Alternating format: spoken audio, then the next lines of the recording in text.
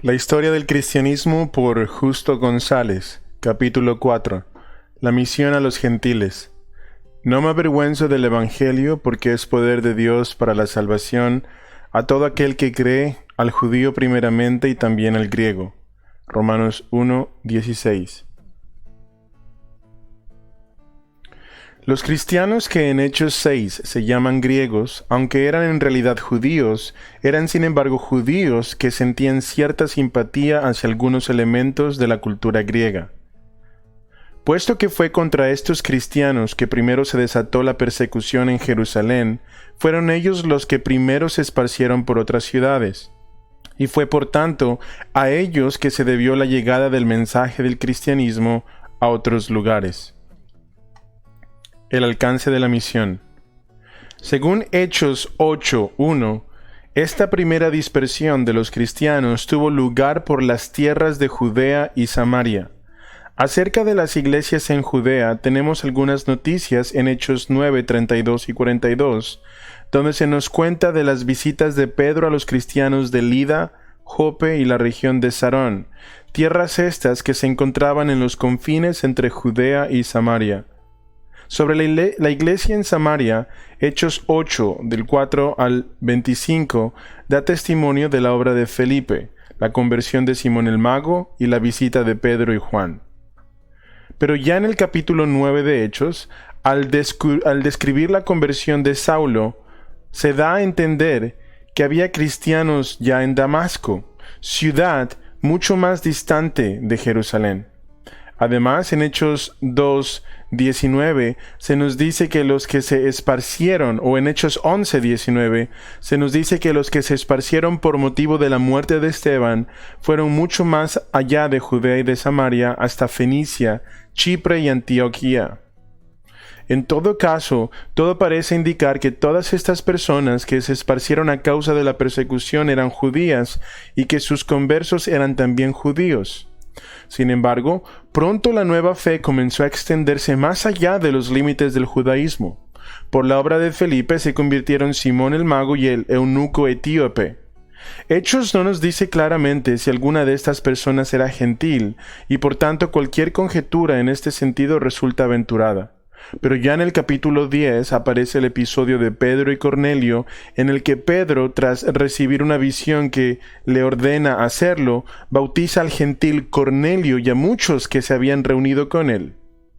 Cuando Pedro regresó a Jerusalén, la iglesia de esa ciudad le pidió una explicación de lo que había sucedido, y Pedro les contó acerca de su visión y de cómo Cornelio y los suyos habían recibido el Espíritu Santo. Ante esta explicación, los de la iglesia de Jerusalén glorificaron a Dios diciendo, de manera que también a los gentiles ha dado Dios arrepentimiento para vida. Hechos 11:18.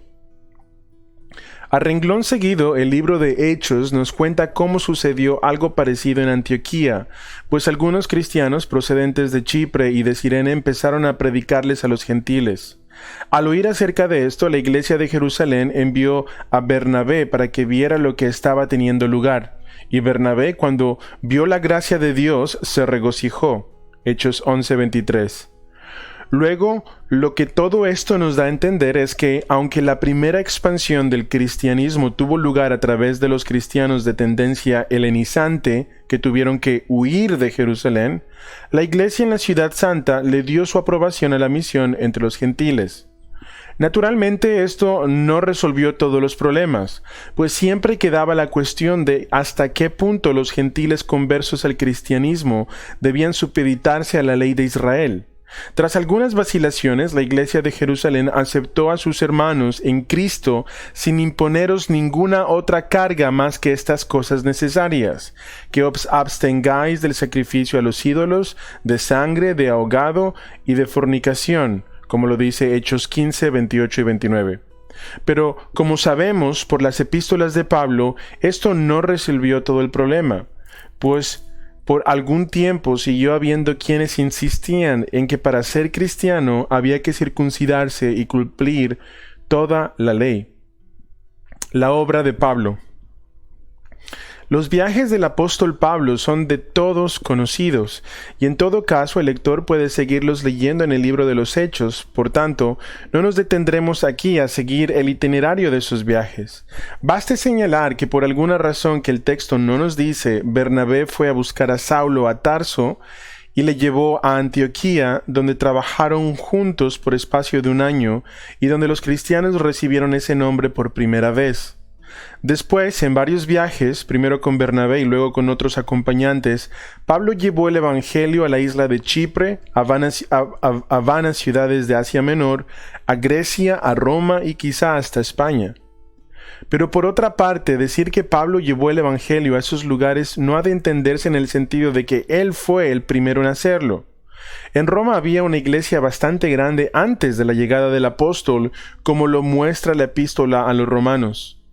Lo que es más, ya el cristianismo se había extendido por Italia hasta tal punto que cuando Pablo llegó al pequeño puerto de Puteoli, había allí cristianos que salieron a recibirlo.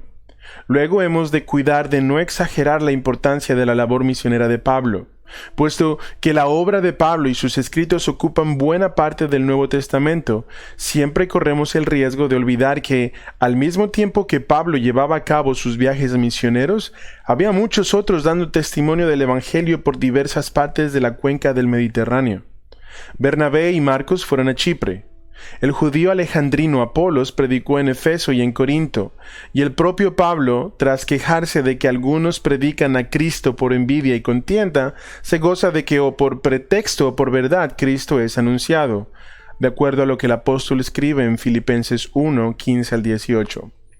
Todo esto quiere decir que, a pesar de toda la importancia de la labor misionera de Pablo apóstol, la gran contribución de Pablo no fue esta, sino más bien sus cartas que han venido a formar parte de nuestras escrituras y que a través de los siglos han ejercido un influjo sobre la vida de la Iglesia. En cuanto a la labor misionera en sí, esta fue llevada a cabo por algunas personas cuyos nombres conocemos, Pablo, Bernabé, Marcos, etc., pero también por centenares de cristianos anónimos que iban de un lugar a otro llevando su fe y su testimonio. Algunos de estos viajaban como misioneros por razón de su fe, pero probablemente muchos otros eran personas que sencillamente tenían que ir de un lugar a otro y que en esos viajes iban esparciendo la semilla del Evangelio. Por último, antes de terminar esta brevísima sección sobre la obra de Pablo, conviene señalar que aunque Pablo se consideraba a sí mismo como apóstol a los gentiles, a pesar de ello casi siempre al llegar a una ciudad se dirigía primero a la sinagoga y a través de ella a la comunidad judía. Esto ha de servir para subrayar lo que hemos dicho anteriormente, que Pablo no se creía portador de una nueva religión, sino del cumplimiento de las promesas hechas a Israel. Su mensaje no era que Israel había quedado desamparado, sino más bien que ahora, en virtud de la resurrección del Señor Jesucristo, dos cosas habían sucedido. La nueva era del Mesías había comenzado, y la entrada al pueblo de Israel había quedado franca para los gentiles. Los apóstoles, hechos y leyendas. El Nuevo Testamento no nos dice qué fue de la mayoría de los apóstoles. Hechos nos cuenta de la muerte de Jacobo, el hermano de Juan. Pero el propio libro de Hechos nos deja en suspenso al terminar diciéndonos que Pablo estaba predicando libremente en Roma. ¿Qué fue entonces no solo de Pablo, sino también de los demás apóstoles? Desde fechas muy antiguas comenzaron a aparecer tradiciones que afirmaban que tal o cual apóstol había estado en tal o en cual lugar, o que había sufrido el martirio de una forma o de la otra. Muchas de estas tradiciones son indudablemente el resultado del deseo por parte de cada iglesia en cada ciudad de poder afirmar su origen apostólico. Pero otras son más dignas de crédito y merecen al menos que las conozcamos. De todas estas tradiciones, probablemente la que es más difícil de poner en duda es la que afirma que Pedro estuvo en Roma y que sufrió el martirio en esa ciudad durante la persecución de Nerón. Este hecho encuentra testimonios fehacientes en varios escritores cristianos de fines del siglo I y de todo el siglo II, y por lo tanto ha de ser aceptado como históricamente cierto. Además, todo parece indicar que la Babilonia a que se refiere Primera de Pedro 5:13 es Roma, la iglesia que está en Babilonia, elegida juntamente con nosotros, y Marcos mi hijo os saludan, como dice el apóstol. Por otra parte, la misma tradición que afirma que Pedro murió crucificado, algunos autores dicen que de cabeza para abajo, encuentra ecos en Juan 21:1 y 8:1 y 9, donde Jesús le dice a Pedro: cuando eras más joven te ceñías e ibas donde querías, mas cuando ya seas viejo extenderás tus manos y te ceñirá otro y te llevará a donde no quieras. Y el evangelista añade a modo de comentario: esto dijo dando a entender con qué muerte había de glorificar a Dios. El caso del apóstol Pablo es algo más complejo. El libro de Hechos le deja predicando en Roma con relativa libertad. Todos los testimonios antiguos concuerdan en que murió en Roma, probablemente decapitado durante la persecución de Nerón. Pero hay también varios indicios de que Pablo realizó otros viajes posteriores a los que se cuentan en Hechos, entre ellos un viaje a España. Esto ha llevado a algunos a suponer que después de los acontecimientos que se narran en el libro de los Hechos, Pablo fue puesto en libertad y continuó viajando hasta que fue encarcelado de nuevo y muerto durante la persecución de Nerón. Esta explicación resulta verosímil, aunque no hay suficientes datos para asegurar su exactitud. La tarea de reconstruir la vida posterior del apóstol Juan se complica porque al parecer hubo en la iglesia antigua más de un dirigente con el mismo nombre. Según una vieja tradición, San Juan fue muerto en Roma, condenado a ser echado en una caldera de aceite hirviendo. Por otra parte, el Apocalipsis coloca a Juan, por la misma época, desterrado en la isla de Patmos. Otra tradición fidedigna dice que después que pasó la persecución, Juan regresó a Éfeso, donde continuó enseñando hasta que murió alrededor del año 100. Todo esto da a entender que hubo al menos dos personas del mismo nombre y que la tradición después las confundió. Por cierto, que un autor cristiano del siglo II, Papías de Hierápolis, que se había dedicado a estudiar las vidas y enseñanzas de los apóstoles, afirma categóricamente que hubo dos Juanes, uno el apóstol y el otro el evangelista, y otro el anciano de Éfeso, que fue también quien recibió la revelación de Patmos. Además, la crítica concuerda en que los autores del cuarto evangelio y de Apocalipsis deben ser dos personas distintas, puesto que el primero escribe en griego con estilo elegante y claro, mientras que el segundo parece encontrarse más a gusto en hebreo o arameo. En todo caso, si sabemos que hacia fines del siglo I hubo en Éfeso un maestro cristiano muy respetado por todos, de nombre Juan, y a quien sus discípulos atribuían autoridad apostólica, estamos bien. Hacia fines del siglo II comienza a aparecer un fenómeno que dificulta sobremanera todo intento de descubrir el paradero de los apóstoles. Este fenómeno consistió en que todas las principales iglesias trataban de reclamar para sí un origen directamente apostólico.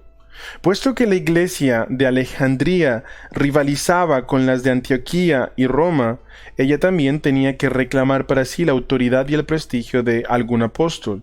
Y esto a su vez dio origen a la tradición según la cual San Marcos había fundado la iglesia en esa ciudad. De igual modo, cuando Constantinopla llegó a ser la capital del imperio, la nueva ciudad no podía tolerar el hecho de que tantas otras iglesias pudieran reclamar para sí un origen apostólico y ella no pudiera hacer lo mismo. De allí surgió la tradición que decía que el apóstol Felipe había fundado la iglesia de Bizancio, que era la ciudad que se encontraba en el lugar donde Constantinopla fue edificada más tarde.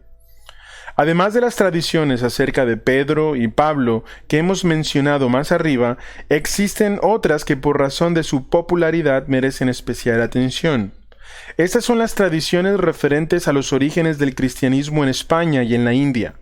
Es posible que el apóstol Pablo haya visitado España. Hay, sin embargo, otras dos tradiciones que tratan de enlazar la Iglesia española con los tiempos apostólicos. Una de estas tradiciones sostiene que el apóstol Pedro envió a España a 7 varones apostólicos. Estos 7 misioneros se presentaron ante la ciudad romana de Axi, que hoy se llama Guadix, pero fueron mal recibidos, y algunos de los habitantes del lugar salieron a perseguirles. En su fuga, los misioneros atravesaron un puente y cuando los que les perseguían intentaron seguirles, el puente se derrumbó y todos murieron ahogados. Ante tal milagro, los habitantes de Axi se convirtieron y construyeron una iglesia. Después de esto, los 7 misioneros se separaron y fueron cada cual a una ciudad distinta. Esta tradición, sin embargo, no se remonta más allá del siglo V y por lo tanto, la mayoría de los historiadores duda de su veracidad histórica. La otra tradición referente a los orígenes de la Iglesia española relaciona esos orígenes con el apóstol Santiago. Esto es el mismo que se llama Jacobo, de quien ya hemos dicho que fue muerto por Herodes Agripa, puesto que originalmente los nombres Jacobo, Iago, Diego, Jaime y Santiago son el mismo. En todo caso, según la tradición, Santiago estuvo predicando por la región de Galicia y en Zaragoza. Su éxito no fue muy notable, pues los naturales de esos lugares se negaron a aceptar el Evangelio. Cuando Santiago iba de regreso a Jerusalén, desanimado por lo que parecía ser su fracaso, se le apareció sobre un pilar la Virgen, que todavía vivía, y le dio ánimo. Este es el origen de la Virgen del Pilar, venerada en España y en varias de sus antiguas colonias. Tras su regreso a Jerusalén, continúa diciéndonos la tradición, Santiago fue decapitado y entonces algunos de sus discípulos españoles llevaron sus restos de regreso a España, donde supuestamente reposan hasta el día de hoy en la Basílica de Santiago, en Santiago de Compostela. La tradición referente a Santiago en España ha tenido gran importancia para los españoles a través de su historia, pues Santiago es el patrón del país, y Santiago y Sierra España. Fue el grito de guerra en la reconquista contra los moros. Durante la Edad Media, según veremos más adelante, las peregrinaciones a Santiago de Compostela jugaron un papel importantísimo en la religiosidad europea y también en la unificación de España. La Orden de Santiago, que también discutiremos más adelante, fue asimismo de gran importancia histórica. Por todas estas razones hay todavía esfuerzos por parte de algunos autores, en su mayoría españoles y católicos, de sostener la veracidad histórica de la visita de Santiago a España.